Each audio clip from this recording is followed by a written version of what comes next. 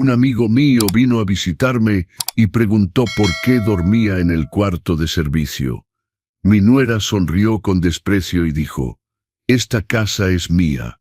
Los viejos deben callarse». No sabía quién era él. Y solo 10 minutos después, ¿sabes ese momento cuando te das cuenta de que tu vida entera está a punto de cambiar? Bueno, el mío sucedió un martes normal por la tarde cuando sonó el timbre. Estaba en el lavadero, o mejor dicho, en lo que quedaba de él. Porque mi cuarto ahora estaba ahí, apretujado entre la lavadora y la pared húmeda que nunca se secaba. 2 metros por 3, una ventanita que apenas dejaba pasar la luz. El olor a humedad se me pegaba a la piel como una segunda ropa, de esas que no puedes quitarte ni lavándote 3 veces. Cuando escuché la voz de don Héctor en la sala, mi corazón dio un salto. Don Héctor, hacía 6 meses que no veía a mi viejo compadre. 6 meses desde que Vanessa había cortado poco a poco todos mis lazos con el mundo exterior. «El señor está muy cansado para recibir visitas», les decía a mis amigos en la puerta. «Anda tan confundido últimamente, mejor no molestarlo. Si todavía no te has suscrito al canal Los Consejos del Abuelo, hazlo ahora mismo, porque lo que viene va a tocar cada fibra de tu cuerpo, y vas a querer seguir hasta el final». Salí del cuarto de servicio despacio. Las articulaciones me dolían, no solo por la edad, sino porque ese colchón delgado de espuma barata me estaba destrozando la columna. Yo, Roberto, que durante 40 años había dormido en una cama king size, con colchón ortopédico, ahora me despertaba con dolores que subían desde la cintura hasta el cuello. Cuando llegué a la sala, mi sala que Guadalupe y yo habíamos decorado piedra por piedra durante 4 décadas, la escena me atravesó como vidrio. Vanessa estaba sentada en mi sillón de cuero. Ese sillón café que había pertenecido a mi abuela, traído en tren desde Zacatecas. Tenía las piernas cruzadas, uñas rojas golpeando el descansabrazos, con esa sonrisa de quien lo posee todo. Don Héctor estaba de pie, traje gris impecable, portafolio de piel italiana en la mano. Sus ojos, esos ojos cafés inteligentes que conocía desde hacía 40 años, recorrieron la sala. Lo vio todo. Las manchas en la alfombra persa que nadie limpiaba ya, el retrato de bodas de Guadalupe y yo que antes colgaba en la pared principal y que ahora estaba tirado en un rincón, volteado hacia la pared, los cojines bordados a mano por mi madre, arrugados y sucios. Y luego me vio a mí, demasiado flaco. El pantalón que llevaba era viejo, descolorido. No porque no tuviera otros, sino porque Vanessa había cerrado con llave mi closet y decía que la ropa bonita era un desperdicio para alguien que no salía de la casa. Mi cabello, que siempre había mantenido bien cortado y teñido, estaba gris y despeinado. Me veía 10 años mayor de mi edad real. «Roberto». Su voz salió baja, controlada. Pero conocía a don Héctor, vi la rabia contenida en la comisura de su boca. «Qué gusto verte, compadre». Antes de que pudiera responder, Vanessa se levantó. 30 años, cuerpo de alguien que frecuenta el gimnasio religiosamente, cabello liso y brillante cayendo por la espalda. Llevaba un vestido muy caro comprado con mi dinero, me di cuenta después, y tenía ese aire de dueña de casa que me hacía sentir como un intruso en mi propia vida. «Don Héctor, qué sorpresa», dijo, voz melosa falsa. «No sabía que estaba en la ciudad». «Llegué ayer de Monterrey», respondió él. Mirada fija en ella. «Vine a visitar a mi viejo amigo». «Pero dígame, Vanessa», hizo una pausa, mirando alrededor. «¿Por qué Roberto duerme en el cuarto de servicio?» El silencio que cayó en la sala fue pesado como plomo. Carlos, mi hijo, estaba sentado en el sofá. Mi sofá donde Guadalupe y yo veíamos películas los domingos. Bajó la mirada, no me defendió, no dijo nada, solo se hundió en el asiento como alguien que quiere desaparecer. Vanessa, sin embargo, sonrió. Esa sonrisa que había aprendido a odiar. Una sonrisa que no llegaba a los ojos. «Don Héctor», dijo, cruzando los brazos. «Usted entiende, ¿verdad? Los adultos mayores necesitan cuidados especiales, y ese cuarto es más adaptado, más cerca del baño de servicio, más práctico para su rutina. Hizo una pausa y luego soltó las palabras que quedarían grabadas en mi memoria para siempre. Esta casa es mía ahora. Y los viejos, bueno, los viejos deben entender su lugar y callarse. Sentí como si me clavaran un cuchillo en el pecho. No era la primera vez. Vanessa ya me había humillado de varias formas en estos últimos meses, pero decir esto delante de don Héctor, delante de un testigo externo, mostraba qué tan segura se sentía, intocable. Lo que ella no sabía es que don Héctor no era cualquier amigo. Era abogado fiscalista, socio fundador de uno de los despachos de abogados más grandes de Jalisco. Un hombre que había dedicado 50 años de su vida a desmantelar fraudes, desvíos de fondos y manipulaciones financieras. Y más importante aún, había sido el mejor amigo de mi esposa. Guadalupe confiaba en él más que en nadie en el mundo. Don Héctor no cambió de expresión. Solo abrió su portafolio lentamente, con esa calma quirúrgica de alguien que ha visto lo peor de la naturaleza humana y ya no se sorprende. Entiendo perfectamente, dijo, voz baja, peligrosamente calmada. Por cierto, Vanessa, hay algo de lo que debemos hablar. ¿Puedo ver ese cuarto de servicio? Vanessa titubeó por un segundo. Solo un segundo. Vi el miedo pasar por sus ojos. Pero ella era buena para esconder, buena para mentir, por supuesto, dijo, sonriendo de nuevo, pero es muy sencillo, ya sabe, nada extraordinario. Don Héctor me miró y en esa mirada vi todo. Vi que sabía, que había venido preparado o que los próximos 10 minutos iban a cambiar todo. Porque él no había venido a visitarme por casualidad, había venido a cumplir una promesa que le había hecho a mi esposa 3 años atrás. 2 meses antes de que Guadalupe muriera. Y Vanessa estaba a punto de descubrir que acababa de declararle la guerra a la persona equivocada. Pero antes de saber qué guardaba don Héctor en ese portafolio, necesito que entiendas cómo llegué hasta aquí. Cómo un hombre de 70 años que había construido una vida entera fue reducido a una sombra en su propio hogar.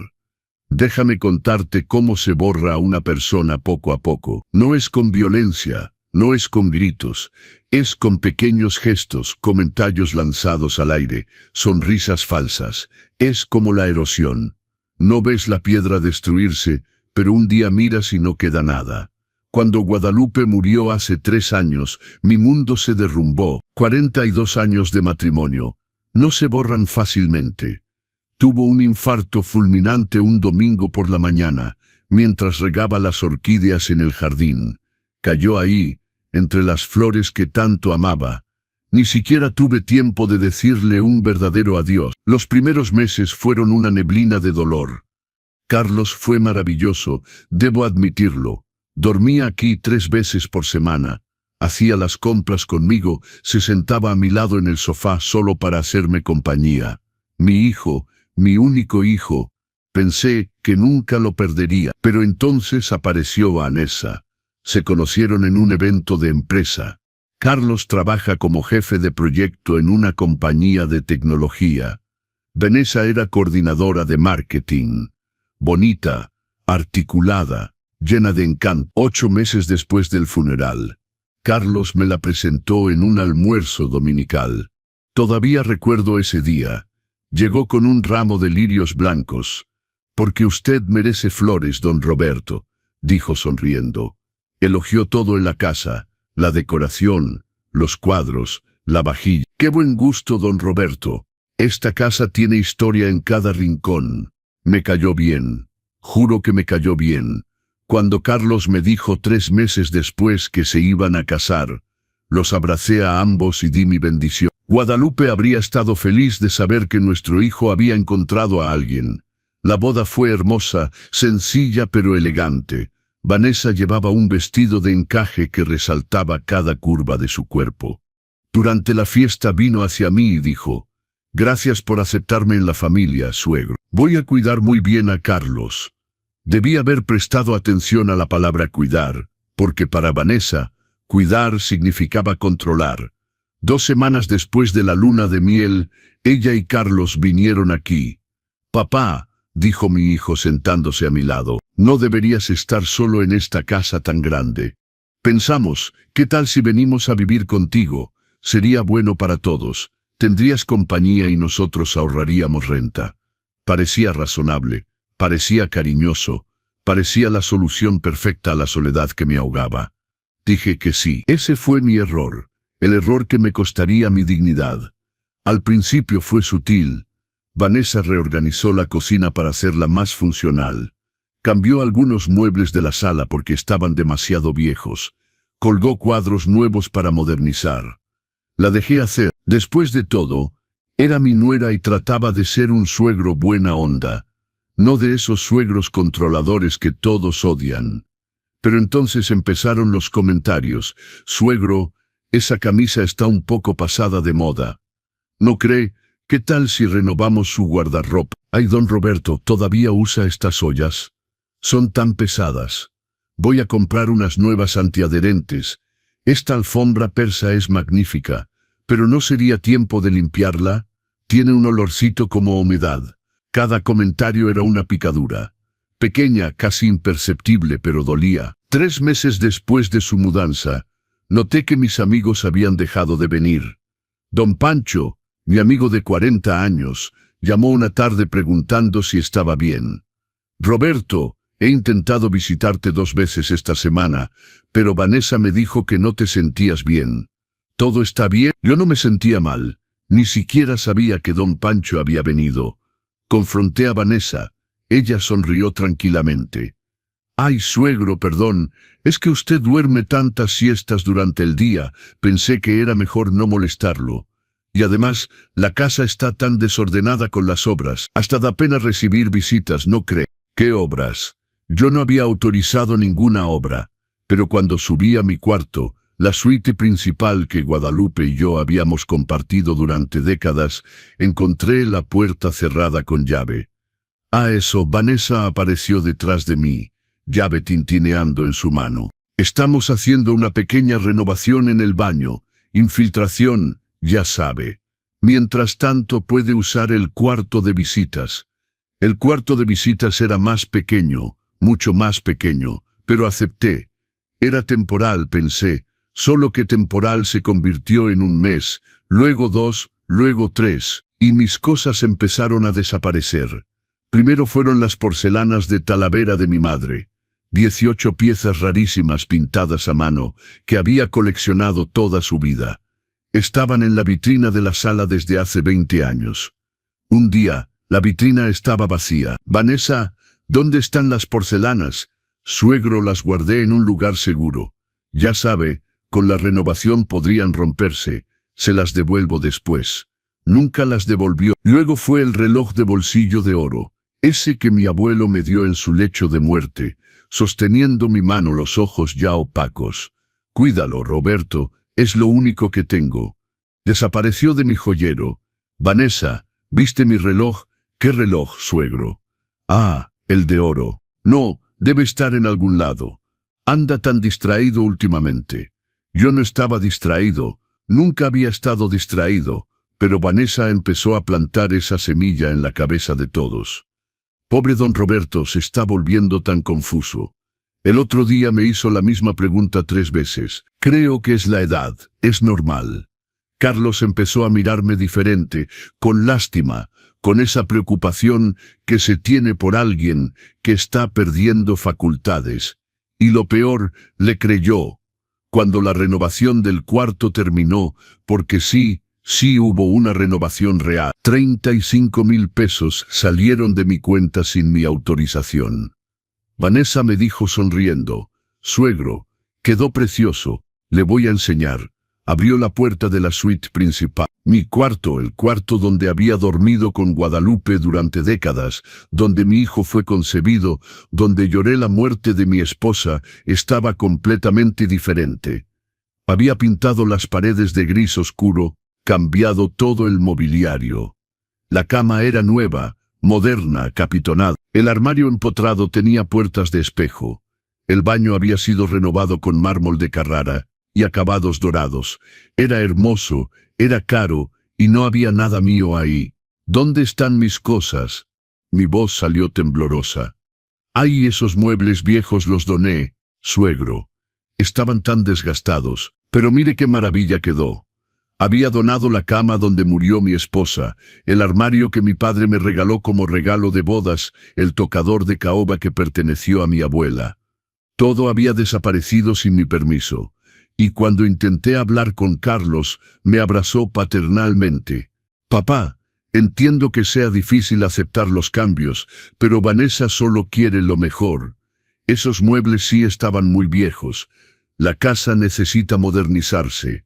No era cuestión de muebles, era cuestión de memoria, de respeto de quién era yo. Y papá, continuó en voz baja, puedes seguir en el cuarto de visitas, es cómodo ahí, ¿no? El cuarto de visitas se volvió demasiado pequeño, porque 2 semanas después, Vanessa me dijo que necesitaban ese cuarto para montar una oficina. Carlos iba a trabajar desde casa. A veces necesitaba espacio. Puede quedarse en el cuartito de servicio por ahora. Es solo mientras nos organizamos mejor. El cuartito de servicio medía 2 metros por 3, al lado del lavadero, con olor a humedad y una ventanita que apenas ventilaba. Y ahí me encontré, con mi ropa en cajas de cartón, con un colchón delgado de espuma, con una lámpara de noche que parpadeaba y amenazaba con apagarse en cualquier momento. 6 meses. Solo tomó 6 meses desde su mudanza hasta que me convertí en un prisionero en mi propia casa. 6 meses para perder mi espacio, mis cosas, mi dignidad. 6 meses para descubrir que la nuera amable era en realidad una manipuladora brillante.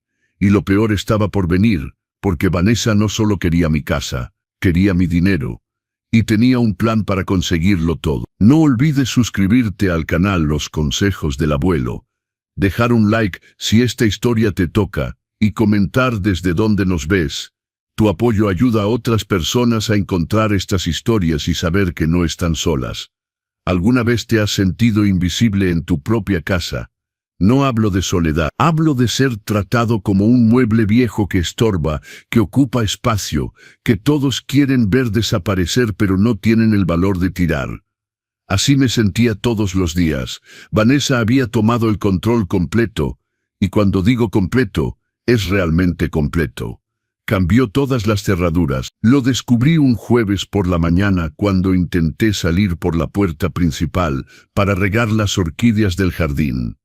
Las mismas que Guadalupe había plantado, las últimas cosas vivas que quedaban de ella en esta casa. La llave no entró. Lo intenté de nuevo. Nada. Vanessa, la cerradura tiene un problema, llamé. Ella apareció de la cocina, secándose las manos en un trapo. Mi trapo, el que tenía girasoles bordados que mi hermana había hecho antes de morir. Ay, olvidé avisarle, suegro. Cambiamos las cerraduras ayer. Para la seguridad, ya sabe, ha habido muchos robos en el fraccionamiento. No había habido ningún robo. Vivíamos en una privada cerrada con seguridad las 24 horas. Y mi llave, solo Carlos y yo tenemos. Es más seguro así. Si necesita salir, nomás me avisa y yo le abro. Tener que pedir permiso para salir de mi propia casa. Deja que eso se impregne un poco. Pero lo peor no eran las cerraduras. Lo peor era ver a Vanessa usar mis cosas como si fueran suyas, como si ella hubiera construido esta vida, como si cada objeto no tuviera una historia, una memoria, un pedazo de mí. El juego de plata, por ejemplo. 128 piezas que mi abuela había traído de Zacatecas. Cada cubierto, cada plato, cada charola tenía una marca, un peso, un alma. Había usado ese juego en mi boda, en nuestras bodas de plata, en los 80 años de mi madre. Vanessa lo usaba para cenar con sus amigas. Todos los viernes organizaba cenas. Invitaba a 5 o 6 amigas, mujeres de su edad, llenas de botox, uñas hechas, ropa de marca. Llegaban riendo fuerte con sus bolsas de marca y sus perfumes empalagosos que tomaban posesión de toda la casa. Y Vanessa servía en mis platos, mis copas de cristal, mis cubiertos de plata. Yo me quedaba encerrado en el cuartito de servicio. Podía escuchar las risas, el tintineo de las copas, la música fuerte, Era como si yo no existiera, como si mi presencia fuera una molestia que debía ocultarse. Una vez me atreví a salir. Tenía sed. Solo quería un vaso de agua. Crucé el pasillo. Entré a la cocina. Las amigas de Vanessa estaban ahí, sentadas alrededor de la mesa del comedor. Mi mesa, la de caoba maciza que Guadalupe y yo habíamos comprado en un anticuario en Puebla hace 30 años. Dejaron de hablar cuando me vieron. El silencio fue instantáneo y pesado. ¡Ay, suegro! Vanessa se levantó sonriendo, pero los ojos estaban duros. ¿Necesita algo? Solo quería agua. Claro, claro, se la llevo a su cuarto. Quédese tranquilo, regrese allá. Debe estar cansado. Me escoltó como si fuera un niño, o peor, como si fuera un loco que no podía circular libremente. Cuando regresó con el vaso de agua, la escuché decirles a sus amigas riéndose: «Pobrecito, se le va la onda. Anda medio perdido a veces». Ellas se rieron también, se rieron de mí. Y esa noche, mientras ella tomaba vino de la cava que Guadalupe había formado durante 20 años, botellas que costaban 800 pesos cada una. Yo me quedé en el cuartito mirando el techo manchado de humedad, saboreando el sabor amargo de la humillación. Pero lo que realmente me rompió fue descubrir qué estaba haciendo con mi dinero. Guadalupe me había dejado bien, muy bien. Además de la casa que valía 1.000.000 de pesos, había inversiones, ahorros, una pensión generosa. Recibía alrededor de 45.000 pesos al mes. No era rico, pero era cómodo, suficiente para vivir bien, viajar, ayudar a mi hijo. Solo que el dinero empezó a desaparecer. Al principio fueron sumas pequeñas. Vanessa me pedía firmar cheques para pagar las cuentas de la casa. Supermercado, luz, agua, internet. Tenía sentido, vivían conmigo. Era justo compartir los gastos. Firmaba sin pensar mucho. 1.800 pesos, 2.500, 3.200, pero luego empecé a notar. 3.000 pesos de supermercado mensual. Éramos solo 3 personas. Incluso comprando productos caros, no daba eso. Pedí ver las facturas. Ay, suegro, las tiré sin querer, pero puede confiar en mí, todo está correcto. Confiar. Esa palabra empezaba a darme náusea. Cuando finalmente logré acceder a mi estado de cuenta bancario, porque sí, Vanessa había cambiado la contraseña de mi banca en línea diciendo que era por mi seguridad. Casi me desmayo. 327.000 pesos en 4 meses. Transferencias, retiros, compras, todo autorizado con mi firma. O al menos lo que parecía ser mi firma. Mueblería, 85.000 pesos. Joyería, 42.000 pesos. Tarjeta de crédito que ni siquiera sabía que existía, 110.000 pesos. Transferencia a la cuenta de Vanessa, 85.000 pesos. Me daba vueltas la cabeza, se me revolvía el estómago. Busqué a Carlos. Estaba en la sala con su laptop. «Carlos, tenemos que hablar». Apenas levantó la vista. «Dime, papá, han salido 327.000 pesos de mi cuenta». Ahora sí me miró, pero no con preocupación, con fastidio. «Papá, tú autorizaste todos esos gastos. Vanessa se encarga de tus finanzas, para que no tengas que preocuparte. Andas tan distraído últimamente». «No estoy distraído». Mi voz salió más fuerte de lo que quería. «Carlos, son 327.000 pesos. Yo no autoricé eso. Papá, por amor de Dios, Vanessa te ayuda. Sin ella estarías perdido en esta casa tan grande, sin saber pagar una cuenta.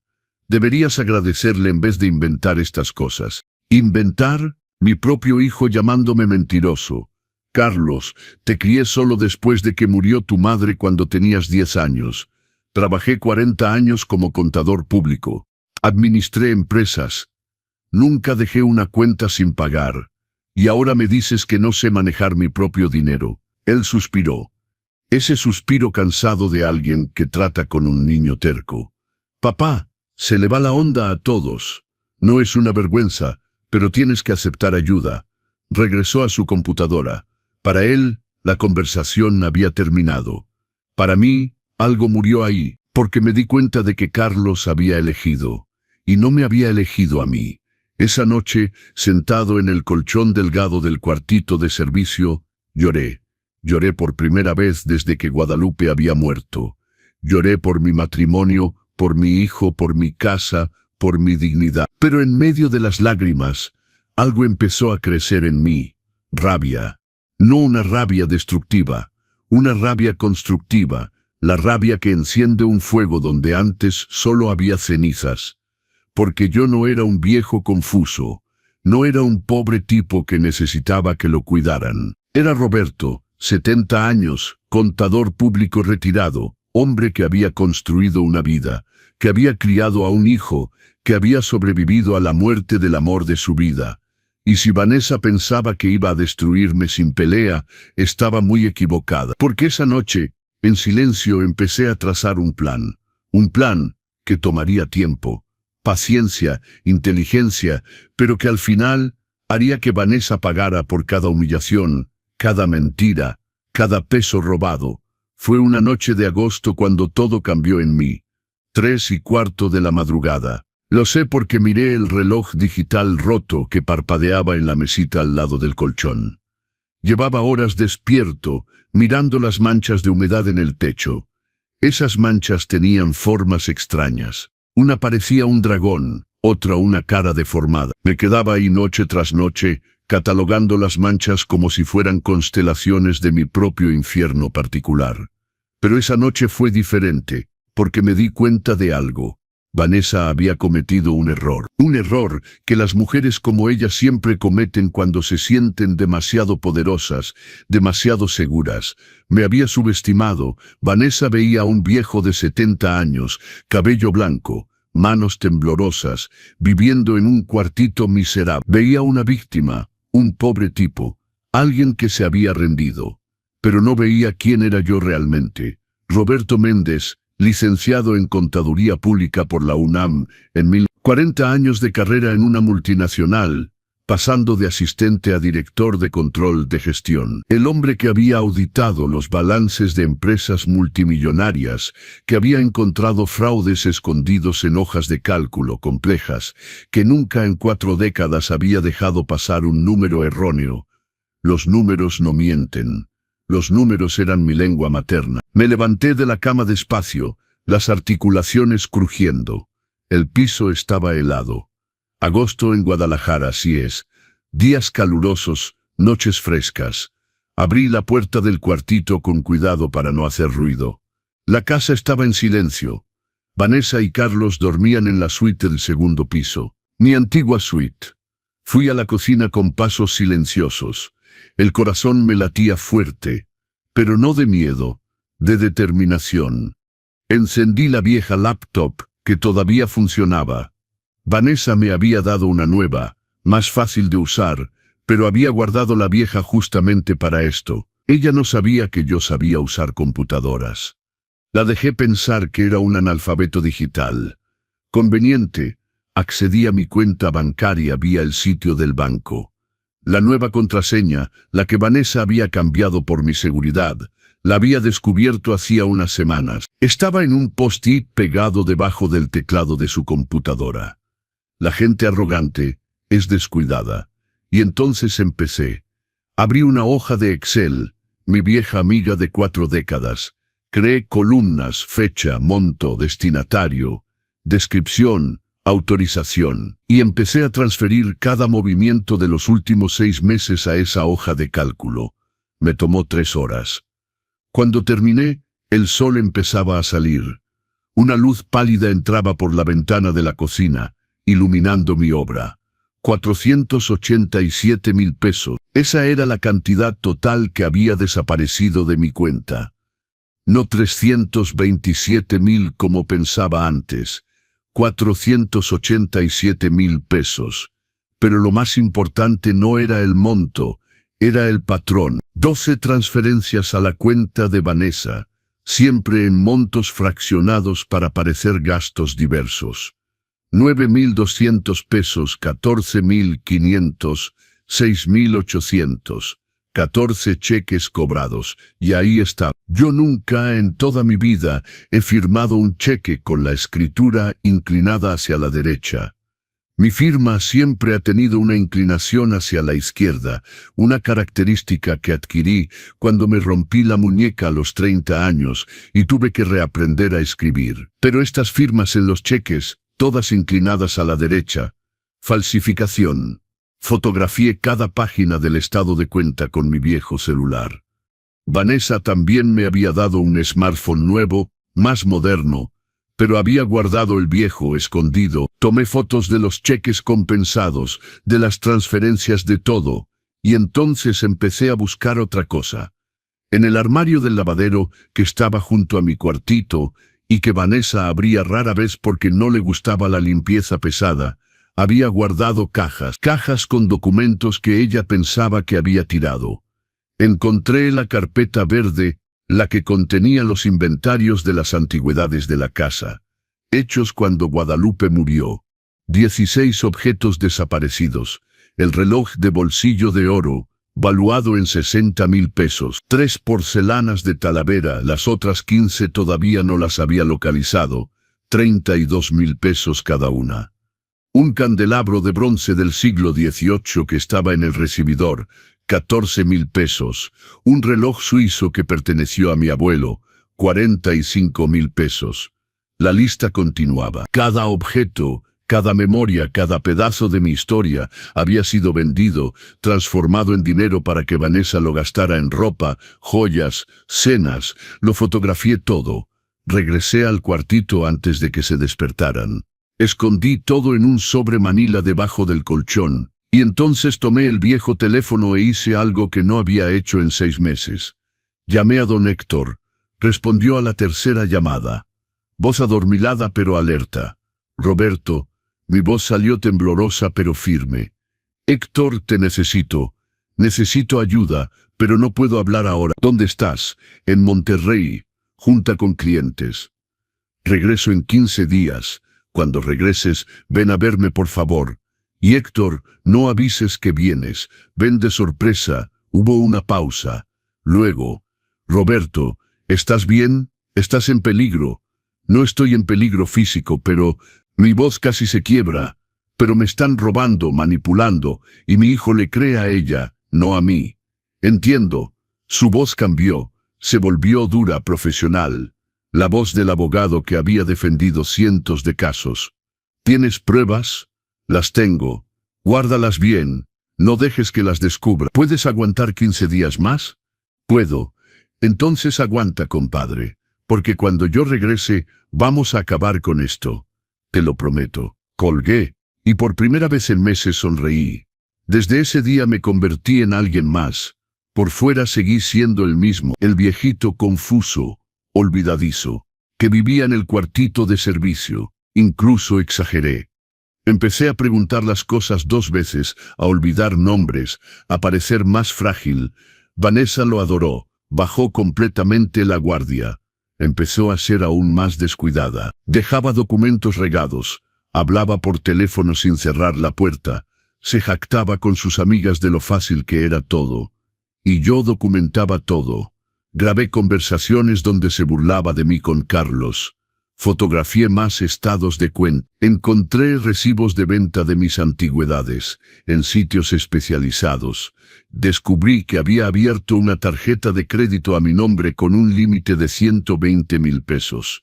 Todo reventado. 15 días. Ese fue el tiempo que don Héctor tardó en regresar de Monterrey. 15 días que parecieron 15 años, pero aguanté. Porque sabía que la venganza servida fría es más sabrosa. Y cuando don Héctor tocara esa puerta, cuando Vanessa abriera sonriendo sin saber quién estaba realmente ahí, su imperio de mentiras iba a derrumbarse. Y yo iba a estar ahí, en primera fila, para presenciar cada segundo de su caída. Si te gusta esta historia, no olvides dejar un like, suscribirte a los consejos del abuelo y comentar desde dónde nos ves. Tu apoyo ayuda a más gente a encontrar estas historias importantes. Instagram, Facebook, redes sociales. Herramientas maravillosas que Vanessa dominaba como una experta. Lo descubrí por casualidad un martes por la tarde. Había dejado su celular en la cocina mientras se duchaba. La pantalla estaba desbloqueada y ahí estaba su perfil. Casi 50.000 seguidores. La familia es todo, decía la bio. Empecé a bajar por el feed y se me revolvió el estómago. Foto regando en el jardín, sonriendo. Leyenda: cuidar a mi suerito adorado es mi mayor alegría. La familia es todo, amor de familia. Respeto a los mayores. No era bendecida. 3.000 likes, cientos de comentarios. ¡Qué belleza! ¡Qué suerte tiene el suegro! Ejemplo de familia. Dios te bendiga por cuidarlo. Me acordaba de ese día. Me acordaba porque había tenido hambre. Era el Día del Padre.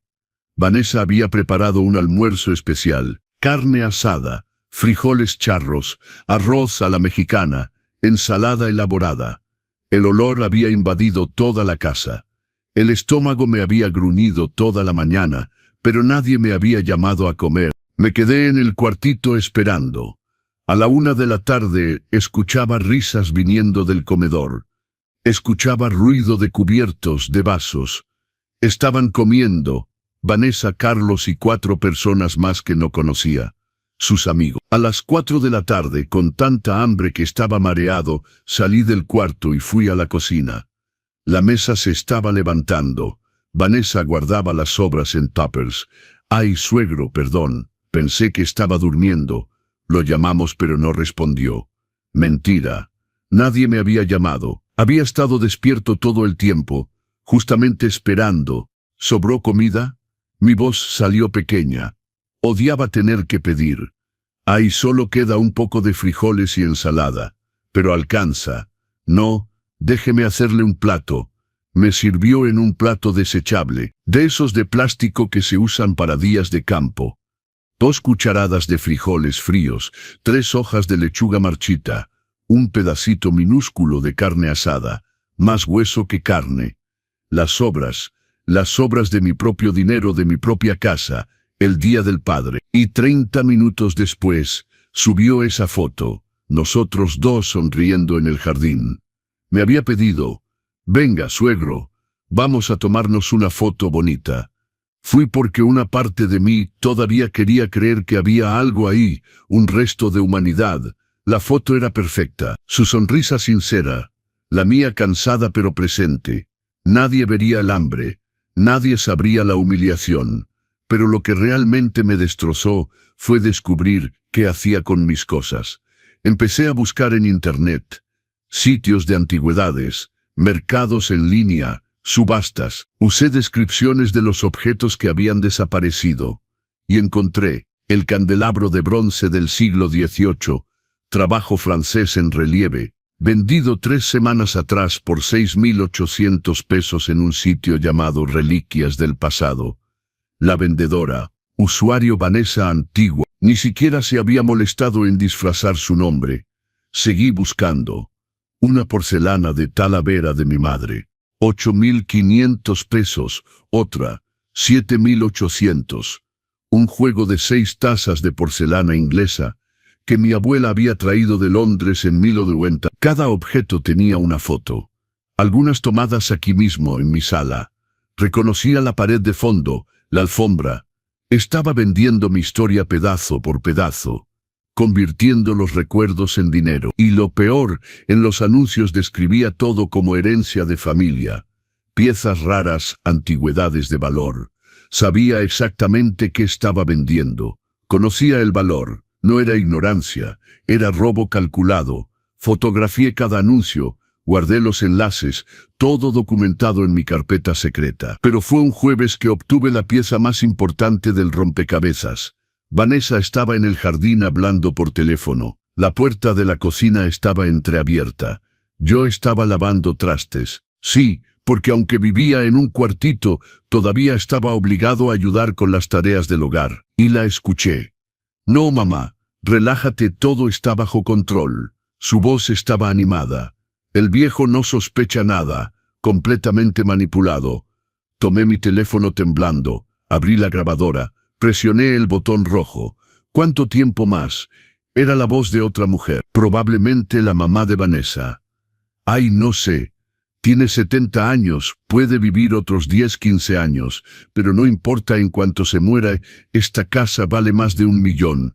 Ya consulté con 3 inmobiliarias, y tiene sus inversiones también. Debe tener como 100.000 pesos guardados. Silencio. Luego, ¿y Carlos? No va a querer vender. Vanessa se rió, una risa baja, mala. Mamá, Carlos hace lo que yo quiero. Cree todo lo que le digo. Ya lo convencí de que su papá tiene principios de demencia. Cuando se muera vamos a vender todo, repartir el dinero y por fin vivir nuestra vida sin este viejo necio que me estorba. Mi mano temblaba tanto que casi dejo caer el teléfono. Pero seguí grabando. ¿Y si descubre algo? ¿Descubrir qué? Apenas puede usar un teléfono. Vive encerrado en ese cuartito sin contacto con nadie. Le corté todos sus amigos.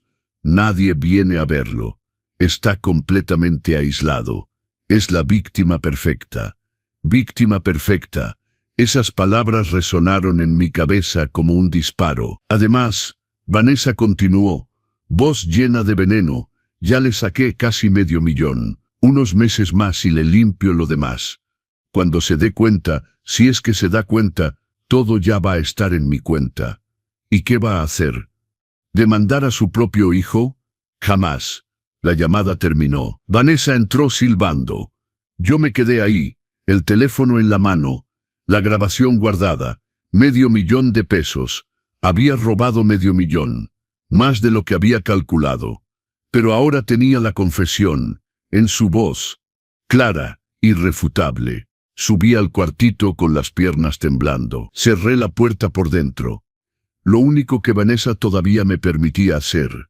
Me senté en la cama y lloré, pero no lloré de tristeza.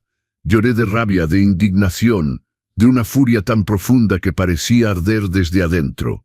Porque ahora lo tenía todo. Documentos, fotos, hojas de cálculo, grabación. Y en 8 días don Héctor regresaría de Monterrey. 8 días para que el castillo de mentiras de Vanessa se derrumbara. 8 días para que descubriera que la víctima perfecta era en realidad mucho más inteligente de lo que jamás había imaginado. Y cuando ese timbre sonara, cuando don Héctor entrara por la puerta con su portafolio de piel y sus ojos de abogado implacable, Vanessa iba a aprender una lección que nunca olvidaría. Martes, 3:37 de la tarde. Lo sé porque miré el reloj del microondas del lavadero, cuando escuché el sonido. Un sonido que iba a cambiar todo. El timbre. Mi corazón se aceleró. Don Héctor me había enviado un mensaje de texto 1 hora antes. Un mensaje corto. Objetivo. Llego a las 3:30. No respondas este mensaje. Me quedé en el cuartito, sentado al borde del colchón delgado, esperando. Las manos me sudaban. 8 días de preparación, 8 días repasando cada documento, cada foto, cada grabación, todo escondido en un sobremanila que había ocultado en el forro roto del colchón. Escuché pasos apresurados, tacones en la duela, Vanessa yendo a abrir. Respiré profundo, me levanté, alicé mi pantalón, un pantalón beige, descolorido que había sido bonito hace unos 5 años. Pasé la mano por mi cabello, quería estar presentable. Quería que él viera exactamente en qué me había convertido. Su voz resonó en la casa. Vanessa, qué gusto verla. Tono educado, cordial. Pero conocía a don Héctor desde hacía 40 años. Conocía cada matiz de esa voz. Y esa era la voz que usaba en los tribunales. Controlada, peligrosa. Don Héctor. Su voz estaba animada, extrañamente alegre. ¡Qué sorpresa! No sabía que estaba en Guadalajara. Llegué ayer. Vine directo a ver a Roberto. Tenía ganas de verlo. ¿Dónde está? Breve silencio. Luego, ahí debe estar descansando. Ya sabe, la edad. Duerme mucho durante el día. Mentira. Estaba despierto. Siempre estaba despierto. Salí del cuartito despacio. El pasillo era angosto, mal iluminado. Pasé frente al lavadero, el sótano, hasta llegar a la sala, y lo vi. Don Héctor estaba impecable. Traje gris antracita, corte italiano probablemente de 20.000 pesos, corbata azul marino con rayas discretas, cabello gris peinado hacia atrás, portafolio de piel caramelo en la mano. De esos modelos ejecutivos con broches dorados. Tenía 68 años, pero parecía 10 años menor. Postura recta, mirada aguda. La postura de alguien que ha pasado toda su vida en salas de juntas comandando audiencias. Vanessa estaba en mi sillón de cuero, vestido negro ajustado, escote que mostraba más de lo que ocultaba, cabello suelto cayendo sobre los hombros, uñas rojas recién hechas, probablemente 800 pesos en la manicurista. Sonreía, esa sonrisa falsa que había aprendido a reconocer. Carlos estaba en el sofá, celular en mano. Cuando vio a don Héctor se puso ligeramente pálido. Sabía quién era. Sabía que había sido el mejor amigo de su madre. Sabía que don Héctor no era hombre de hacer visitas sociales sin razón. Roberto. Don Héctor vino hacia mí, tomó mis manos.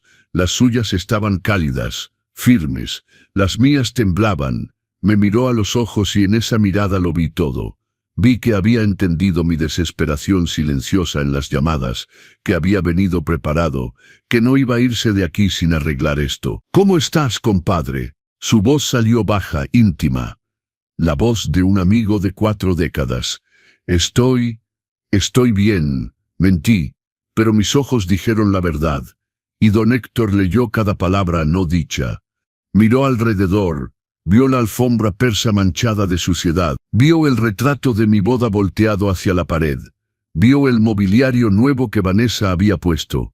Demasiado moderno, demasiado frío, sin alma. Luego me miró de nuevo, el pantalón descolorido, el cabello gris mal cortado, las ojeras profundas bajo mis ojos. Roberto dijo, voz todavía controlada pero con una tensión creciente. ¿Dónde está tu cuarto? Quiero ver cómo estás instalado. Vanessa se levantó de un brinco. ¡Ay, don Héctor! ¡Qué idea! ¿Quiere un café? Acabo de hacer pay de limón. Quiero ver su cuarto. No era una pregunta, era una orden.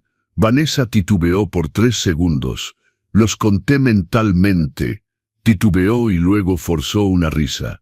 Claro, pero es sencillo. Ya sabe, todavía estamos renovando la casa. Entonces él está en un cuartito temporal. Temporal. La voz de don Héctor cortó como navaja. ¿Desde cuándo? Nadie respondió. Roberto, muéstrame. Caminé al frente. Sentía la mirada de todos en mi espalda. Crucé la sala. El pasillo, pasé por la cocina. Con cada paso mi dignidad pisoteada gritaba por justicia. Abrí la puerta del cuartito. Don Héctor entró. Se quedó inmóvil en medio de ese espacio minúsculo. 2 metros por 3. Colchón en el piso, delgado como papel. Una caja de cartón sirviendo de buró. La lámpara rota que parpadeaba. Mi ropa apilada en cajas a lo largo de la pared. El olor a humedad denso sofocante. La ventanita por la que apenas entraba luz. La pared con manchas oscuras de humedad. El baño de servicio al lado con la taza rota que hacía ruido toda la noche. Vi la mandíbula de don Héctor tensarse. Vi sus manos cerrarse en puños a los lados de su cuerpo. Vi la vena en su sien palpitar. Se dio vuelta lentamente. Regresó a la sala. Lo seguí, el corazón latiéndome a toda velocidad. Vanessa estaba de pie, brazos cruzados, tratando de parecer confiada. Pero había algo en sus ojos ahora. Un destello de nerviosismo. Don Héctor, empezó, voz todavía suave. Sé que se ve mal. Pero, ¿se ve mal? Él repitió. La voz era baja, peligrosamente baja. Ha puesto a un hombre de 70 años, dueño de esta casa, en un cuarto de servicio con moho en la pared. Es temporal. Vanessa insistió. Estamos renovando. ¿Renovando? Don Héctor dio 2 pasos hacia ella. Vi la suite principal al pasar por el pasillo. Está impecable, renovada, cara. Y Roberto duerme junto al lavadero. Miró a Carlos. ¿Tú sabías esto? Carlos bajó la mirada. Sí, pero es temporal. ¿Vanessa te dijo que metieras a tu padre en un hoyo? El silencio fue absoluto. Y entonces Vanessa cometió el error fatal. Sonrió de esa forma desdeñosa. superior, y dijo las palabras que sellaron su destino. Don Héctor, con todo respeto, pero está exagerando. Esta casa es mía ahora. Carlos es mi esposo, y nosotros decidimos qué es lo mejor. Y los viejos, hizo una pausa mirándome con puro desprecio. Los viejos deben entender su lugar y callarse. El aire salió de la sala. Don Héctor se quedó inmóvil simplemente mirándola, y entonces muy lentamente sonrió. No era una sonrisa amistosa, era la sonrisa de un depredador que acaba de ver a la presa cometer un error mortal. Abrió el portafolio de piel, sacó 3 documentos, y dijo, voz como agua estancada antes de la tormenta. Vanessa, hay algo que debes saber, y creo que los próximos 10 minutos van a ser muy instructivos. Y en ese momento, observando a don Héctor abrir la primera página, viendo el pánico empezar a agrietar la máscara de confianza de Vanessa, lo supe. La guerra había terminado, y yo había ganado. No olvides suscribirte al canal. Los consejos del abuelo, dejar un like si esta historia te toca y comentar desde dónde nos ves. Tu apoyo ayuda a otras personas a encontrar estas historias y saber que no están solas. Don Héctor puso los 3 documentos sobre la mesa de centro, esa mesa de cristal que Vanessa había comprado con mi dinero, 80,000 pesos en una tienda de decoración en Tlaquepaque. No se apresuró. Cada movimiento era calculado, deliberado, como un director de orquesta dirigiendo una sinfonía. Sabía exactamente cuándo cada nota debía sonar. Antes de comenzar, dijo voz profesional, deben saber que hay 2 testigos afuera, un notario público y una secretaria. Voy a pedirles que entren ahora. Abrió la puerta principal. 2 personas entraron. Un hombre de traje oscuro, portafolio negro bajo el brazo. Notario. Una mujer de unos 40 años, lentes cuadrados, tablet en la mano. La secretaria. Buenas tardes, dijo el notario. Estamos aquí como testigos oficiales de este acto. Vanessa se puso blanca. Toda esa confianza, ese aire de superioridad, empezó a agrietarse como porcelana fina que se machaca. ¿Testigos de qué?, preguntó. La voz salió delgada, aguda. ¿Qué está pasando? Está pasando, respondió don Héctor tomando el primer documento, que Roberto Méndez, aquí presente, me otorgó un poder notarial hace exactamente 8 días, un poder con facultades específicas e irrevocables, por un periodo de 5 años, para representar todos sus intereses legales, financieros y patrimoniales. Mostró el documento, papel con membrete de notaría, sello, firma, reconocimiento de firma. Eso es mentira. Vanessa explotó. Él no hizo eso. Ni siquiera sabe qué es un poder notarial. Don Héctor la miró con esa calma irritante de alguien que ya ganó. Tiene razón en un punto, Vanessa. Roberto es muy inteligente, tanto que logró enviarme, incluso bajo vigilancia, decenas de documentos, fotos, estados de cuenta, grabaciones. Hizo una pausa, incluyendo una grabación muy interesante de una conversación entre usted y su mamá. ¿Quiere que la ponga aquí, delante de todos? Silencio mortal. El rostro de Vanessa pasó del blanco al rojo. Las manos le temblaban. Carlos se levantó del sofá. Papá, ¿qué historia es esta del poder? ¿Por qué no me dijiste nada? Lo miré, mi hijo, y por primera vez en meses mi voz salió firme, fuerte. La voz del hombre que era antes de ser quebrado. Porque elegiste creerle a ella en lugar de creerme a mí, Carlos. Porque cuando te dije que desaparecía dinero, me trataste de confuso. Porque cuando te mostré que dormía en un hoyo dijiste que era temporal. No merecías saber. Abrió la boca, la cerró. No tenía respuesta. Don Héctor continuó. Documento número 2. Desplegó una hoja con tablas, números, marcadores de dolores, peritaje grafológico hecho por uno de los mejores expertos del país. Analizó 14 cheques emitidos de la cuenta del señor Roberto estos últimos meses. Total, 215,000 pesos. Señaló las firmas ampliadas en la hoja. Todas estas firmas son falsas. La inclinación está mal. La presión del bolígrafo es diferente. Las curvas de las letras no corresponden. Roberto nunca firmó esos cheques, pero él me dio autorización. Vanessa tartamudeó. Me pidió que firmara porque tenía artritis. ¿Artritis? Don Héctor arqueó una ceja. Interesante, porque los reportes médicos del señor Roberto, que también están aquí, no muestran ninguna artritis incapacitante. De hecho, está en perfecta salud cognitiva y física, para su edad. Tomó el tercer documento, y este era grueso, engrapado oficial. Acta de denuncia número 4672824, registrada ayer en la Fiscalía Especializada en Delitos contra Adultos Mayores. La señora Vanessa Contreras es formalmente acusada de fraude agravado, falsificación de documentos, estafa y privación ilegal de la libertad. Vanessa se tambaleó, literalmente se tambaleó, sosteniéndose de la pared. ¿Privación de la libertad?, repitió. Voz estrangulada. Eso es una locura. Vive aquí. Es libre. ¿Libre? Don Héctor se volvió hacia ella como un león. Cambió las cerraduras y él tiene que pedir permiso para salir.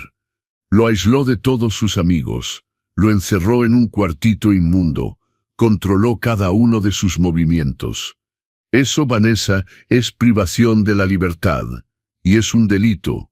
Abrió el portafolio de nuevo. Empezó a sacar más papeles, estados de cuenta mostrando transferencias no autorizadas, por un monto total de 487,000 pesos. Capturas de pantalla de ventas de antigüedades en sitios especializados. Todas las piezas pertenecían a Roberto, todas vendidas por ella. Recibos de compra hechas con una tarjeta de crédito abierta fraudulentamente a su nombre. Cada papel que ponía sobre la mesa era una condena, una prueba irrefutable. Y la cereza del pastel. Don Héctor tomó su celular, lo conectó a una bocina portátil que sacó del portafolio. Una grabación. Presionó reproducir. La voz de Vanessa llenó la sala. El viejo no sospecha nada, completamente manipulado. En cuanto se muera, esta casa vale más de 1 millón. Carlos hace lo que yo quiero. Es la víctima perfecta. La grabación continuó. Cada palabra venenosa, cada plan revelado, cada demostración de crueldad y codicia. Cuando terminó, el silencio era sepulcral. Carlos estaba pálido como un trapo. Miró a Vanessa, luego a mí, luego al piso. Vanessa, su voz salió rota. Dime que no es cierto. Dime que es mentira. Ella abrió la boca, la cerró, la volvió a abrir. Y entonces hizo lo único que los manipuladores hacen cuando están acorralados. Intentó hacerse la víctima. Carlos, mi amor, no entiendes. Hice todo esto por nosotros. Tu papá estaba enfermo. Trataba de proteger nuestro futuro. Proteger. Su voz explotó. Robaste a mi padre. Lo metiste en un cuarto de servicio. Me usaste. Se derrumbó en el sofá, cabeza entre las manos. Don Héctor miró al notario. Asintió con la cabeza. El notario tomó su teléfono, marcó. Pueden venir, está confirmado. Me volví hacia don Héctor. ¿Qué va a pasar ahora? Me miró y por primera vez sonrió. Una sonrisa sincera, orgullosa. Ahora, Roberto, recuperas tu vida. Y ella miró a Vanessa con desprecio absoluto. Va a aprender que robarle a los adultos mayores tiene consecuencias muy graves. El timbre sonó. 2 policías estaban en la puerta, y Vanessa finalmente entendió que el juego había terminado, y que había perdido todo. Abónate a los consejos del abuelo, deja un like y comenta desde dónde nos ve. Estas historias deben compartirse para que otros sepan que no están solos. Los 2 policías entraron a la sala como si fueran parte de una coreografía que don Héctor había ensayado perfectamente. Una mujer policía, bajita, cabello recogido en chongo apretado, expresión profesional. Un policía alto, hombros anchos, esposas colgando del cinturón. «¿Señora Vanessa Contreras?», preguntó la mujer policía. Vanessa estaba recargada contra la pared, respiración acelerada, sus ojos corrían de un lado a otro, buscando una salida que no existía. «Tengo derecho a un abogado», logró decir. Por supuesto que tiene ese derecho, respondió la mujer policía. Voz neutra. Puede llamarlo desde la comandancia. Por ahora necesitamos que nos acompañe. Está siendo citada para declarar sobre acusaciones de fraude agravado, desfalco y falsificación de documentos. Esto es ridículo. No hice nada. Vanessa intentó parecer indignada, pero la voz salió estrangulada, desesperada. Carlos, haz algo. Diles que es mentira. Mi hijo estaba sentado en el sofá, cabeza agachada, manos temblorosas. Levantó la vista. Vi lágrimas ahí. Por primera vez estaba viendo realmente quién era Vanessa. ¿Vanessa? Su voz salió quebrada. ¿De verdad hiciste esto? ¿Robaste a mi papá? No robé. Administraba su dinero para nuestro bien, para nuestra familia. Nuestra familia. Carlos se levantó de un salto. Pusiste a mi padre a dormir en un lavadero. Vendiste sus cosas. Me hiciste creer que estaba enfermo. La máscara de Vanessa finalmente cayó, y lo que apareció debajo era puro veneno. ¡Ay, sí! ¿Y crees que fue difícil manipularte, Carlos? Escupió las palabras. Bastó con que llorara 2 veces y dijera que tu papá estaba confuso para que te creyeras todo. Eres débil. Siempre lo has sido. La bofetada que le dio, no físicamente pero emocionalmente, fue brutal. Vi a mi hijo retroceder como si hubiera recibido un puñetazo. Señora, vamos a tener que pedirle que nos acompañe, dijo el policía dando un paso adelante. Vanessa intentó correr. De verdad intentó correr hacia el pasillo, pero la mujer policía fue más rápida. Le agarró el brazo con firmeza profesional. No se resista. Va a ser peor para usted. Suéltenme, incompetentes. No saben con quién se están metiendo. Las esposas hicieron un clic metálico alrededor de sus muñecas. Y en ese sonido tan final, tan definitivo, algo en mí se rompió, no de tristeza, de alivio. 6 meses de humillación, 6 meses de infierno, todo resumido en ese clic. Mientras se llevaban a Vanessa, ella gritaba. Gritaba que era injusto, que yo era un viejo loco, que don Héctor me había manipulado, que esto no iba a quedarse así. El vecindario había salido a ver. Los Ramírez del número 23 con su perrito. Don Chuy que vivía en la esquina, siempre tan educado. La familia joven del 19 con sus 2 niños pequeños. Todos vieron a Vanessa ser metida en la patrulla. Esposas en las muñecas, gritando como loca. Y sentí vergüenza, no de mí, sino de haber dejado que las cosas llegaran a este punto, de haber permitido que mi vida se convirtiera en este espectáculo público. Don Héctor puso su mano en mi hombro. Respira, compadre, ya se acabó. Pero no se había acabado.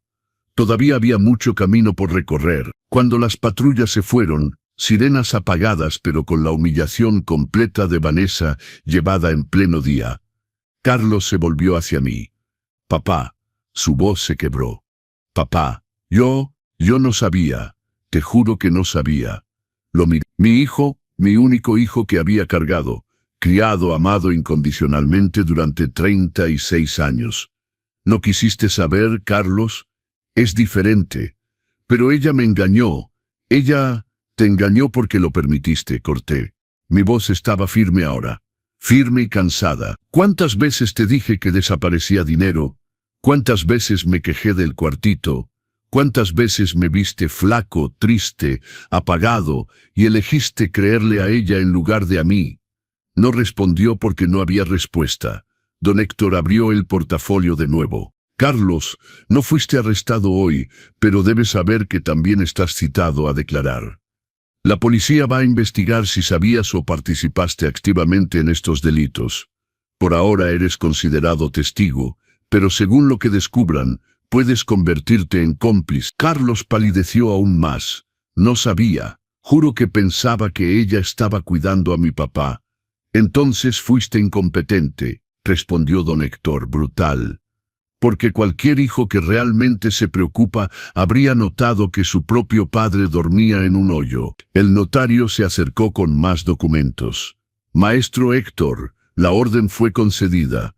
El señor Roberto tiene posesión exclusiva de la residencia a partir de este momento. El señor Carlos tiene 72 horas para retirar sus pertenencias personales. ¿Qué? Carlos miró de uno al otro. ¿Me están corriendo de la casa? Esta casa pertenece a tu padre, explicó don Héctor.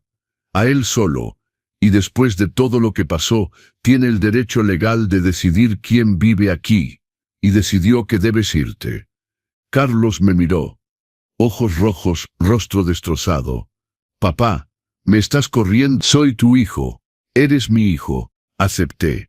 Pero también fuiste cómplice de mi sufrimiento. Y necesito tiempo, Carlos. Necesito espacio. Necesito esta casa para mí. Necesito reencontrarme. Pero no tengo a dónde ir. Tienes un sueldo de 35,000 pesos al mes como jefe de proyecto, respondió don Héctor. Puedes rentar un departamento. Puedes arreglártelas. Tu padre se arregló toda su vida. Ahora es tu turno. La secretaria empezó a hacer un inventario rápido de la casa, fotografiando los cuartos, listando los objetos.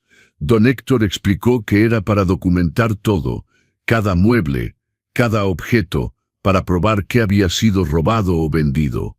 Y fue durante ese inventario que descubrieron más. En el cuarto que Vanessa y Carlos ocupaban, mi antigua suite, en el closet renovado, había cajas con joyas, ropa con las etiquetas todavía puestas, bolsas de marca, zapatos importados. Todo comprado estos últimos 6 meses, anotó la secretaria. Estimación aproximada, 150,000 pesos en ropa y accesorios. 150,000 de mi dinero mientras yo usaba pantalones descoloridos.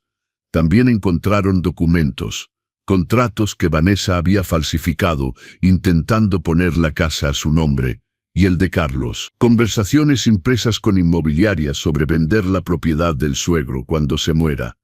Hojas de cálculo. Sí, hojas de cálculo, donde ella calculaba cuánto más podía robar antes de que yo descubriera o muriera. Estaba todo tan calculado, tan fríamente planeado. No fue un impulso, no fue un error, fue un crimen premeditado. Cuando el sol empezó a bajar, la casa finalmente quedó vacía.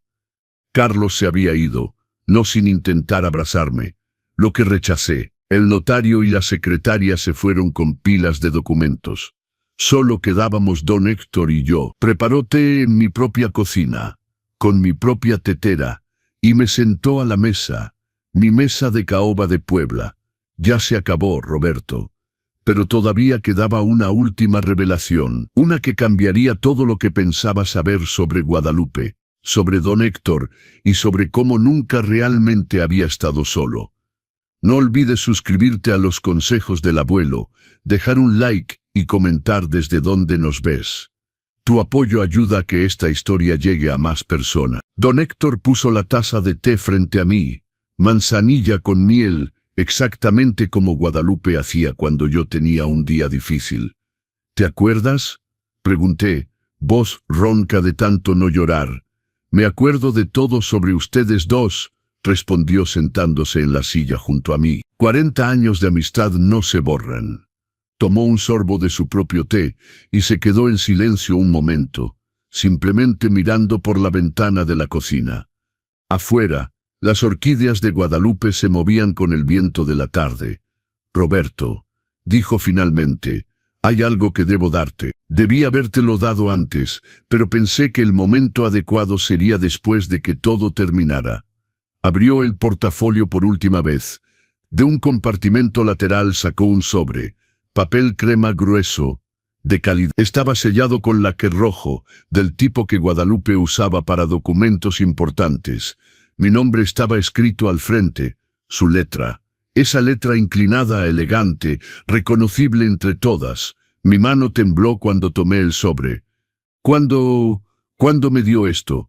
2 meses antes de morir. Me llamó a su despacho. Dijo que debía hablar de algo importante, muy importante. Don Héctor hizo una pausa. Los ojos le brillaban de recuerdos. Estaba diferente ese día, más seria, más pesada. Cuando cerró la puerta me dijo, Héctor, necesito que me prometas algo. Si algún día Roberto necesita ayuda, realmente ayuda, no una ayuda simple, estarás ahí, lo protegerás de lo que sea, de quien sea. Sostuve el sobre contra mi pecho. Casi podía sentir a Guadalupe ahí, su olor a perfume, su forma calmada de resolver problemas, su risa bajita cuando yo hacía un mal chiste. ¿También te dio dinero?, pregunté recordando lo que don Héctor había mencionado antes. 380,000 pesos. Dijo que era para gastos legales si era necesario, para garantizar que nunca estuviera sin protección, incluso si eso significaba demandar a gente que amas. 380,000 pesos. Guadalupe había apartado eso, había planeado esto, había previsto esto. Ella sabía. Mi voz salió en un susurro. No sabía de Vanessa específicamente, pero desconfiaba de Carlos, de la influencia que las malas personas podrían tener sobre él. Don Héctor hizo una pausa. Guadalupe amaba a tu hijo, Roberto, pero conocía sus debilidades. Eso dolió. Dolió porque era verdad. Con dedos temblorosos rompí el sello de lacre. Abrí el sobre. Adentro, 3 páginas escritas a mano. La letra de Guadalupe llenando cada línea con cuidado. Empecé a leer y tuve que detenerme en la primera frase porque las lágrimas empezaron a caer. Lee en voz alta, pidió don Héctor suavemente. A ella le gustaría que yo también lo escuchara. Respiré profundo, me sequé los ojos y leí. Mi querido Roberto, si estás leyendo esto es porque ya me fui. Es porque estás solo de una forma que nunca imaginaste. Y es porque probablemente algo salió muy mal, muy mal. Te conozco, mi amor. 42 años de matrimonio me enseñaron cada detalle de quién eres. Tu fuerza, tu bondad, pero también tu dificultad para poner límites cuando se trata de personas que amas. Por eso dejo esta carta con Héctor, porque sé que si llegaste al punto de necesitarlo es porque intentaste resolverlo solo y no pudiste. Es porque probablemente te hirieron, te usaron, te hicieron sentir pequeño. Y yo no puedo permitir eso, ni muerta puedo permitir que alguien destruya al hombre que construyó una vida conmigo. Desconfío de Carlos. Sé que es duro leerlo, sé que vas a querer defender a nuestro hijo, pero he visto cosas. Roberto, he visto cómo es influenciable, cómo busca aprobación en los lugares equivocados, cómo puede ser manipulado por personas que saben exactamente qué botones presionar. No digo que sea malo, digo que es débil. Y las personas débiles, cuando se casan con las personas equivocadas, toman decisiones terribles. Por eso dejé a Héctor como tu guardián. Tiene los poderes para actuar si lo necesitas. Tiene los recursos. Tiene todo mi apoyo y confianza. No dudes en usar esta protección. No tengas lástima. No te sientas culpable. Mereces dignidad. Mereces respeto. Mereces vivir los años que te quedan en paz. En la casa que construimos, rodeado de buenos recuerdos, no de dolor. Si Carlos te decepcionó, perdónalo eventualmente. Pero no antes de que aprenda. No antes de que entienda lo que hizo. El perdón sin consecuencias no enseña nada. Y sobre la casa, nunca dejes que alguien te la quite. Cada ladrillo se puso con nuestro sudor. Cada mueble se eligió con nuestro gusto. Esas orquídeas en el jardín, las planté con mis propias manos, pensando en verte regarlas durante años después de que me fuera. Sigue regándolas, mi amor. Sigue viviendo en esta casa. Sigue siendo el Roberto fuerte que conocí a los 20 años, el que me enfrentaba cuando yo estaba equivocada, el que construyó una empresa conmigo, el que nunca bajó la cabeza ante nadie. Héctor va a cuidarte. Confía en él como yo confié en él toda mi vida. Y si estás leyendo esto llorando, y sé que estás llorando, debes saber que te amo. Siempre te amé desde el día que te vi en esa fiesta de fin de estudios con traje azul, riendo de esa forma que iluminaba todo el salón. Fuiste mi mejor elección, mi mejor decisión, mi refugio. Ahora sé eso para ti mismo. Con todo mi amor, ayer, hoy y siempre. Guadalupe, terminé de leer y no pude contenerme. Me derrumbé. 42 años de amor, resumidos en 3 páginas. Una mujer que incluso sabiendo que iba a morir, pensó en protegerme, que previó mi sufrimiento e intentó evitarlo. Don Héctor puso su mano sobre la mía. No dijo nada, solo se quedó ahí. Lloré por Guadalupe, por la vida que tuvimos, por la vida que ella no vio. Lloré por mí, por el infierno que atravesé. Lloré por Carlos, por el hijo que pudo ser y no fue. Pero en medio de las lágrimas apareció algo más. Gratitud, porque Guadalupe tenía razón. Siempre tuvo razón. Y aunque después de muerta, a través de Héctor, a través de esta carta, a través del plan que había construido, Guadalupe todavía me protegía. Nunca estuve solo. Jamás. Me buscó un sábado por la mañana, dijo don Héctor suavemente. 2 semanas después de esa conversación en el despacho. Trajo todos los documentos, instrucciones detalladas, contactos, estrategias. Armó un plan completo por si algún día necesitabas defenderte legalmente contra alguien. Sabía que iba a morir, no lo sé, pero sabía que debía prepararte un escudo, aunque nunca supieras que existía. Sostuve la carta contra mi pecho de nuevo. Casi podía sentir a Guadalupe ahí, su olor a perfume ángel, su forma calmada de resolver problemas, su risa bajita cuando yo hacía un mal chiste. Gracias, le dije a don Héctor, por cumplir tu promesa. Lo haría 1000 veces más, respondió. Ustedes dos fueron mi familia cuando no tenía a nadie. Cuando murió mi esposa, ¿quién me recibió? Tú y Guadalupe. Cuando casi renuncio a la abogacía, ¿quién me dio fuerza? Tú y Guadalupe. Señaló los documentos regados en la mesa. Esto era lo mínimo que podía hacer. Nos quedamos sentados ahí, en la cocina que Guadalupe y yo habíamos remodelado juntos hace 15 años, tomando té mientras el sol se ocultaba completamente. Y por primera vez en 6 meses me sentí en casa, realmente en casa. Pero todavía había un camino por delante. Recuperarse no era solo una cuestión de justicia legal, era una cuestión de reconstrucción, de reaprender a vivir, de decidir qué hacer con los pedazos de una relación rota que había sido destruida. 3 meses después, estoy sentado en el portal de la casa, mi casa, con una taza de café y el periódico de la mañana. Noviembre llegó con ese clima agradable de Guadalajara. El tipo de mañana, donde el cielo está azul sin una sola nube. Las orquídeas de Guadalupe están floreciendo.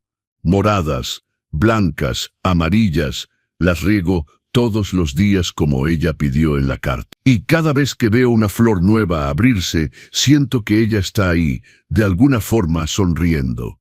La sentencia de Vanessa salió la semana pasada. 4 años y 3 meses de prisión en régimen semiabierto, condena por fraude agravado, falsificación de documentos y desfalco. La jueza fue dura. Durante la audiencia miró a Vanessa y dijo algo que quedó grabado en mi memoria. Los delitos contra adultos mayores demuestran una crueldad particular. No robó solo dinero, robó dignidad, paz, seguridad. Le robó a alguien a quien debía proteger. Vanessa debe restituir 521,000 pesos. Todo lo que había desviado con intereses y corrección monetaria. Más 120,000 pesos de daños morales. Como no tenía ese dinero, los bienes fueron embargados. La ropa de marca, las joyas, todo vendido en subasta judicial. Aún así, no alcanzó a cubrir toda la deuda. Lo demás lo va a pagar en mensualidades por el resto de su vida. Justicia poética, tal vez. Pero no me trajo la alegría que imaginaba. Solo un cierre, porque la venganza no sana. La justicia no borra 6 meses de humillación. Lo que sana es reconstruir, y eso es lo que he hecho. Lo primero fue recuperar lo que Vanessa vendió. Don Héctor contrató a un detective privado que rastreó cada objeto. El reloj de bolsillo de oro de mi abuelo estaba en una joyería en el centro histórico. Lo recompré por 78,000 pesos. 10,000 pesos más de lo que Vanessa recibió. Las porcelanas de Talavera. Encontramos 14 de las 18 piezas en diferentes anticuarios. Las 4 restantes nunca fueron encontradas, probablemente vendidas a coleccionistas privados. Cada objeto que volvía a la casa era como recuperar un pedazo de mí. Renové el cuartito de servicio. No para vivir ahí, nunca más dormiré ahí. Lo convertí en biblioteca, puse los estantes de caoba que estaban en la bodega, el sillón de lectura que usaba Guadalupe, la lámpara de bronce que recibió de su padre. Colgué fotos nuestras en la pared, nuestra graduación, nuestra boda, los viajes que hicimos. Carlos bebé, porque sí, Carlos todavía existe en mi historia. No podía borrar a mi hijo aunque quisiera. Me llama todas las semanas. Al principio no contestaba. Luego empecé a contestar, pero teniendo distancia. Conversaciones cortas, objetivas. Estoy bien, Carlos. ¿Y tú? Nada profundo. Nada íntimo. Se divorció de Vanessa 2 semanas después del arresto. Rentó un departamento pequeño en Zapopan. Empezó terapia. Me contó eso en una de las llamadas. Voz estrangulada. Necesito entender cómo dejé que esto pasara, papá. Cómo fui tan ciego. Quería perdonarlo. Una parte de mí de verdad quería. Pero el verdadero perdón no es instantáneo. No es algo que das porque es correcto. Es algo que crece despacio, como las orquídeas de Guadalupe. Necesita tiempo, cuidados, pruebas. El mes pasado Carlos apareció en la puerta sin avisar, con una caja en las manos. Papá, dijo cuando abrí, encontré esto en la bodega del departamento que renté. Vanessa las había escondido. Son tuyas. En la caja estaban las 4 porcelanas faltantes, las que nunca encontramos. Las había escondido probablemente para venderlas después. Carlos extendió la caja y se quedó ahí parado en la puerta. Sin pedir entrar, sé que no merezco tu perdón, dijo. Sé que fui un hijo horrible, pero voy a pasar el resto de mi vida intentando probar que puedo ser mejor, aunque nunca me perdones completamente. Tomé la caja, miré a mi hijo. 36 años, ojos rojos de tanto llorar, flaco. Había perdido como 10 kilos desde que todo pasó. Pasa, dije. Vamos a tomar un café. No fue una reconciliación completa, pero fue un inicio. Hoy viene a almorzar aquí los domingos. Traemos comida preparada. Ninguno tiene ganas de cocinar comidas grandes todavía. Comemos, hablamos de trabajo, de tonterías. Nunca de Vanessa, nunca de esos 6 meses. Todavía duele. Va a doler mucho tiempo todavía. Pero lo intentamos. Volví a ver a mis amigos. Don Pancho viene aquí 2 veces por semana para que juguemos dominó. Don Héctor almuerza conmigo todos los viernes. Se volvió una tradición. Me uní a un grupo de apoyo para adultos mayores víctimas de abuso familiar. Ayudo a otras personas que pasaron por lo que atravesé. Cuento mi historia. Muestro que es posible reconstruir. La casa volvió a ser mía. Duermo de nuevo en la suite principal.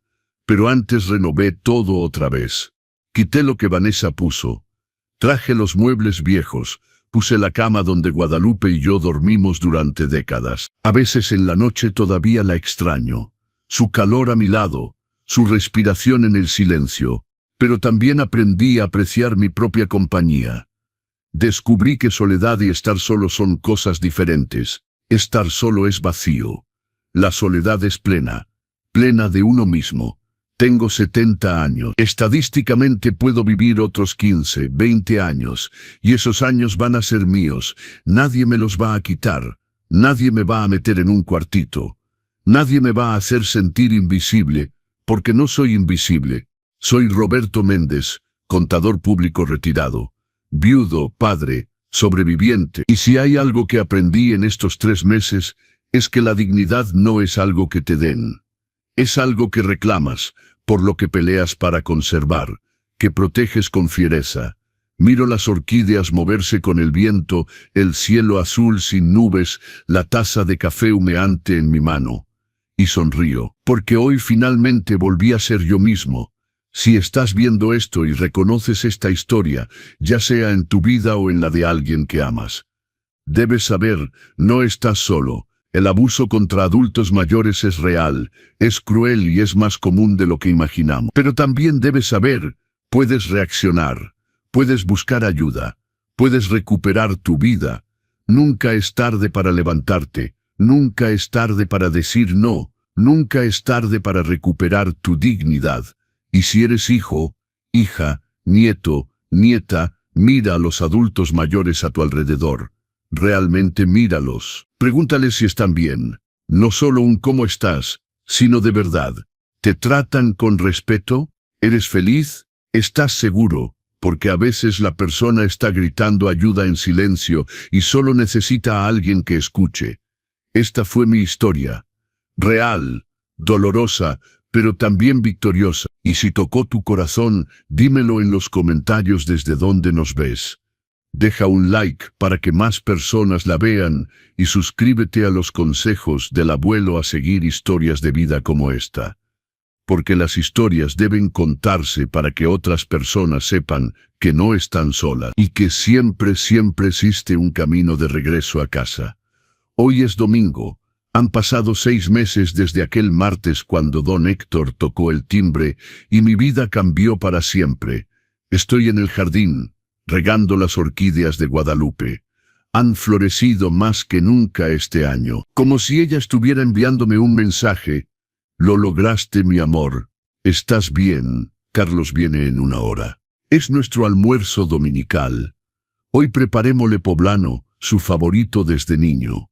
Es la primera vez en 6 meses que cocino algo elaborado. Es la primera vez que me siento con ganas de hacerlo. Nuestra relación no es lo que era. Tal vez nunca vuelva a serlo. Hay cicatrices que no se borran completamente. Pero hay algo, un inicio, una posibilidad. Y por ahora eso es suficiente. Don Pancho llega mañana para nuestro juego de dominó. Don Héctor viene el viernes como siempre. Mi grupo de apoyo se reúne los miércoles. Mi vida tiene rutina de nuevo, tiene propósito, tiene alegría. La casa, mi casa, está llena de vida otra vez. Contraté a una señora que viene 3 veces por semana a ayudarme con la limpieza. Se llama Doña Carmela. Tiene 65 años y es una maravilla. No porque limpie bien, sino porque me trata como persona, como igual, con respeto. Don Roberto, me dice, ¿le preparo café? No me lo impone, me lo pregunta. Esa diferencia, tan pequeña para algunos, para mí es todo. Volví a pintar la casa, colores que Guadalupe y yo elegimos hace años. Amarillo suave en la sala, azul claro en los cuartos, verde menta en la cocina.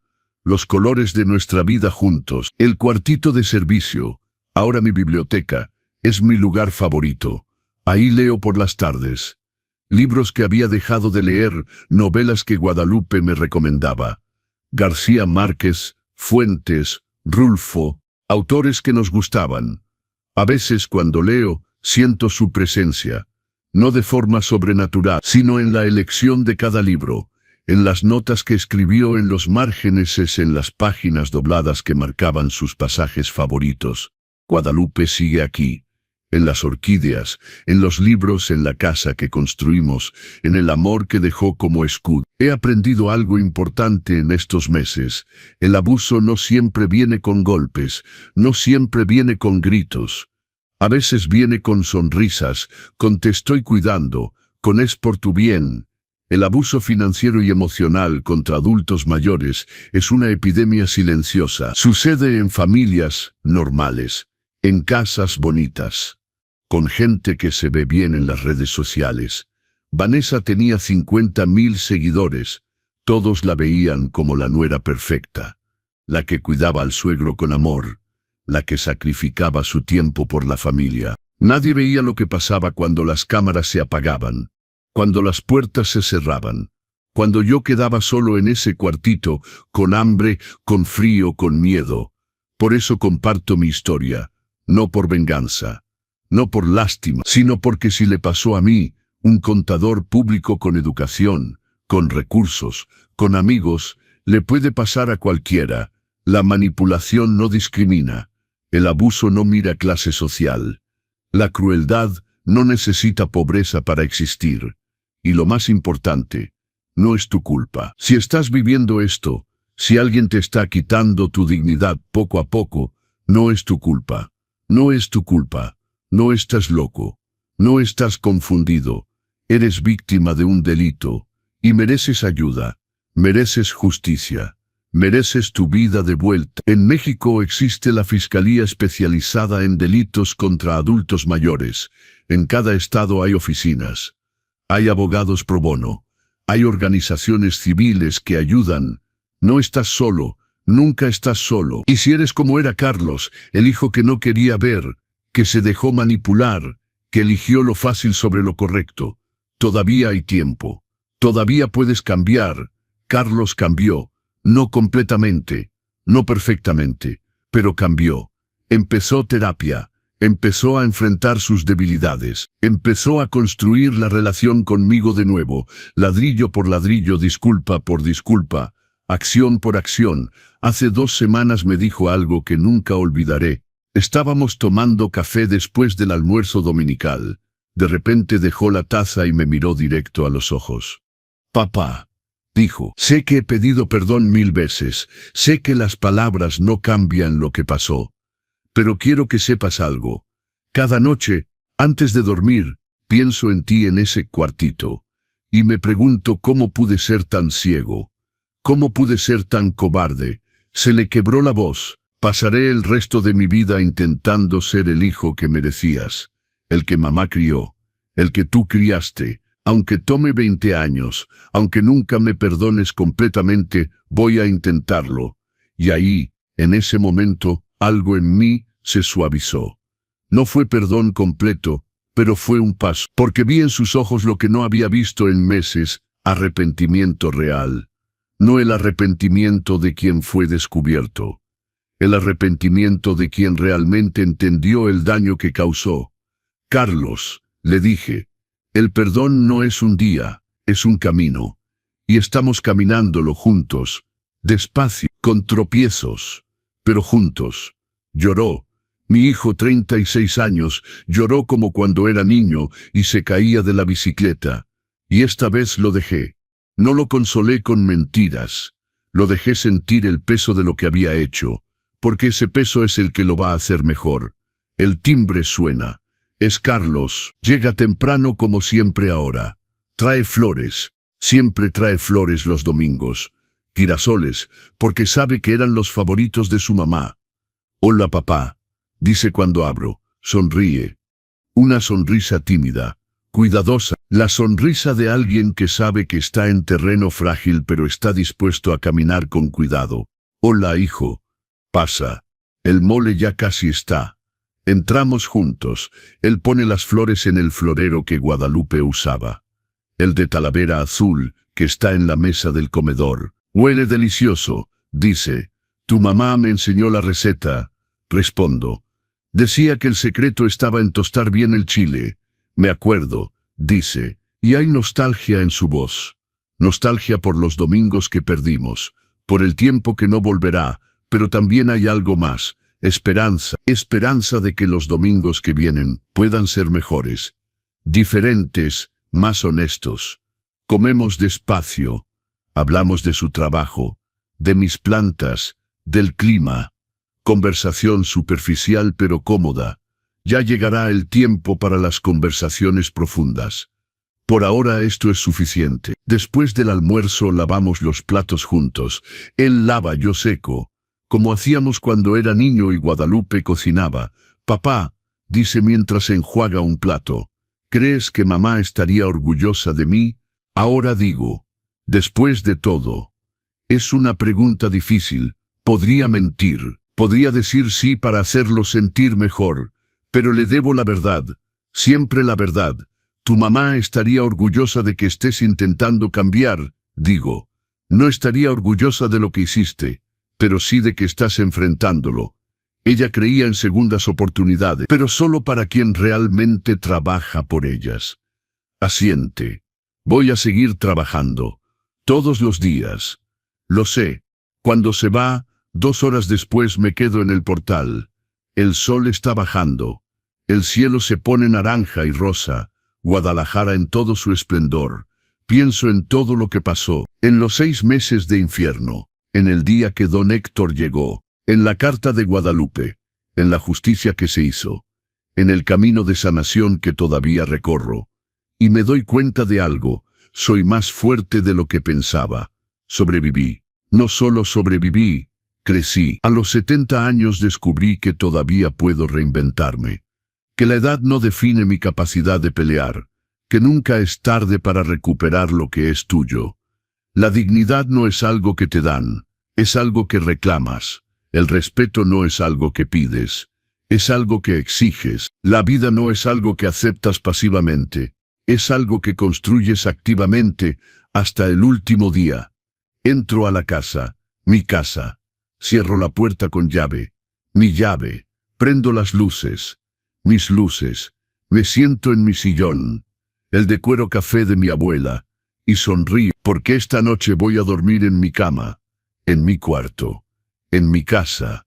Y mañana voy a despertar y regar las orquídeas de Guadalupe. Y voy a seguir viviendo, no sobreviviendo, viviendo. Con dignidad, con respeto, con amor propio. Roberto Méndez, 70 años, contador público retirado, viudo, padre, sobreviviente, guerrero, y esta es mi historia. Una historia que no termina con venganza, sino con victoria. No termina con odio, sino con sanación. No termina con amargura, sino con esperanza. Si tú estás pasando por algo similar, quiero que sepas, hay salida, hay justicia, hay vida después del abuso. Busca ayuda, habla, denuncia, pelea, porque mereces vivir tus años dorados con oro, no con lágrima. Mereces ser tratado como el tesoro que eres, no como el estorbo que otros quieren que creas ser. Mereces tu casa, tu espacio, tu vida. Y si nadie más te lo dice hoy, yo te lo digo. Eres valioso, eres importante, eres digno de amor y respeto. No importa tu edad, no importa tu condición, no importa quién te haya hecho creer lo contrario.